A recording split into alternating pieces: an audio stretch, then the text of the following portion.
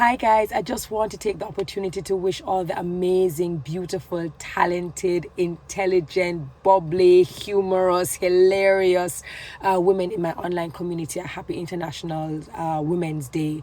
The overarching theme, the umbrella theme this year is choose to challenge, and you'll see a lot of people in photos all over the world who are putting up their hands and pledging choose to challenge. But I just kind of want to break down a couple of things. I want us to remember that the reason why we celebrate this day is to remember the women, the warriors, the ancestors who worked their asses off to get us where we are today. We want to thank the women of today, the modern woman who, despite all the challenges, despite the misogyny, despite the sexism, they're still able to rise above and to get into boardrooms and to become presidents and CEOs across different industries and sectors.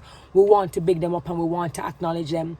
But it is also important for us to always remember that that is just a fraction. It is important for us to understand that even during COVID-19, whenever we have these crises and these pandemics and these issues, these social issues and health issues and economic issues, the person who is the most disenfranchised in the world is the woman. And so although we know that a lot of women have done very, very well for themselves, we have to also understand that we still have a very far way to go. And so when we say we choose to challenge, what are we telling ourselves? We are telling ourselves first and foremost that we're not going to small up ourselves, we're not going to shrink. Yeah? I am not going to pretend as if I'm a dunce when I know I'm bright.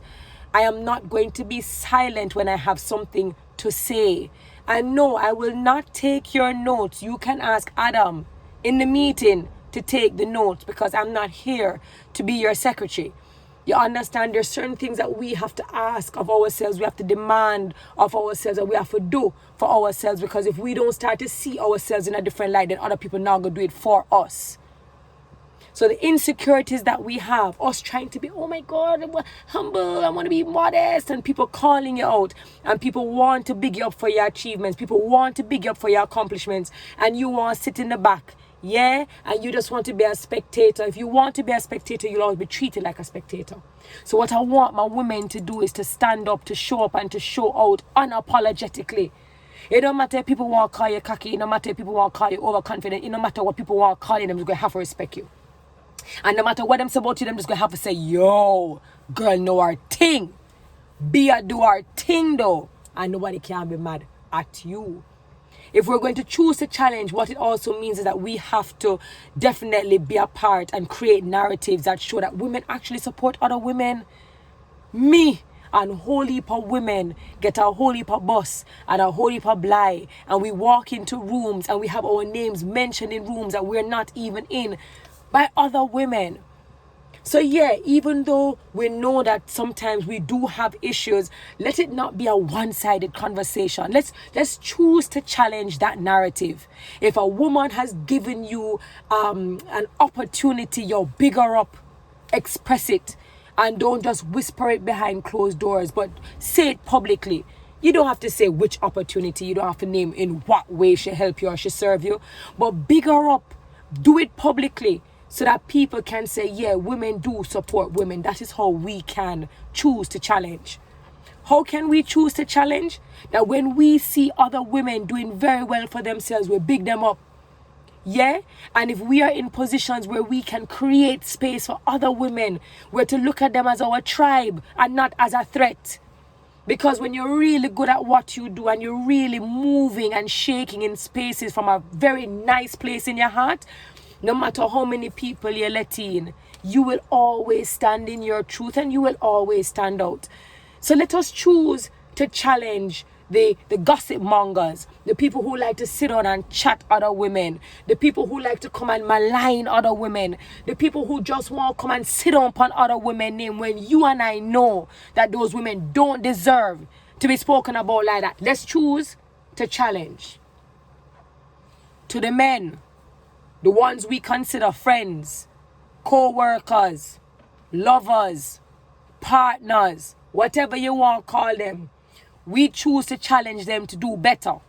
because we cannot do this by ourselves. Gender equality does not take place in a vacuum, and it does not take place with only women talking about it.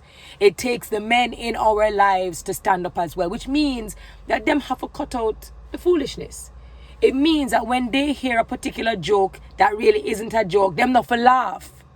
Don't perpetuate it. Yeah?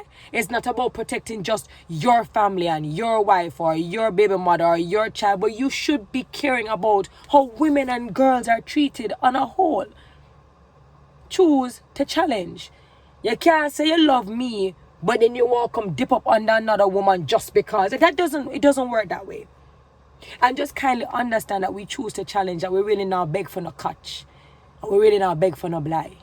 You understand? What we're going to do is we're going to earn it. And we're going to continue to earn it. And we're going to continue to be so good that you just can't do nothing else. You can't do nothing else but just let us in.